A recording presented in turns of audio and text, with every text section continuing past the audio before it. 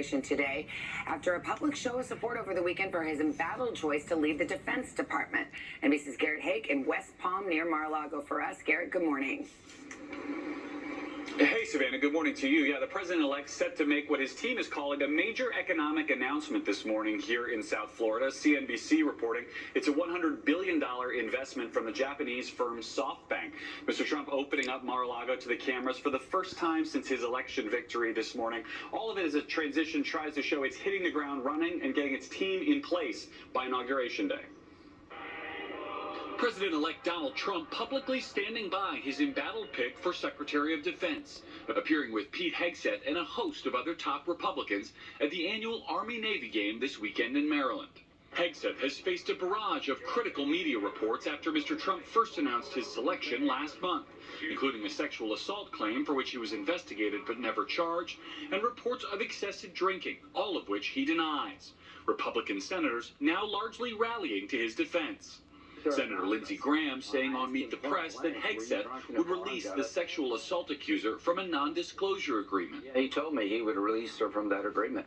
Yeah, I mean, just think about what we're talking about. I'd want to know if anybody nominated for a high-level job in Washington legitimately assaulted somebody. Today, another top Trump pick will make his first appearance on Capitol Hill. Health and Human Services Secretary selection Robert F. Kennedy Jr. slated to meet with several Republican senators. Kennedy, long a skeptic of vaccines and vaccine mandates, under new scrutiny over a New York Times report that Kennedy attorney Aaron Siri, who has been helping him fill other federal health roles, took part in a 2022 effort to petition the federal government to revoke approval of the polio vaccine. Siri, in a lengthy response online, calling the article, quote, a hit piece. Republican Senate Leader Mitch McConnell, a childhood polio survivor, firing off a critical statement Friday, writing in part, quote, efforts to undermine public confidence in proven cures are not just uninformed, they're dangerous. And RFK Jr. said, let's go through and have more science and study more to make sure that the safety and efficacy is there. And that's what President Trump is saying. It all comes as the president-elect notched a major legal victory, with ABC agreeing to pay $15 million to a future Trump presidential foundation and museum, with the network and anchor George Stephanopoulos saying they, quote, regret statements regarding Mr. Trump during a March interview, which he called defamatory.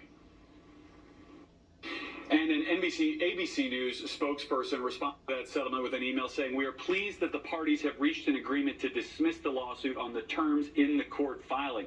As for Hegseth and that NDA, his attorney tells me this morning the accuser is welcome to speak out, but saying there will be legal consequences if she lies.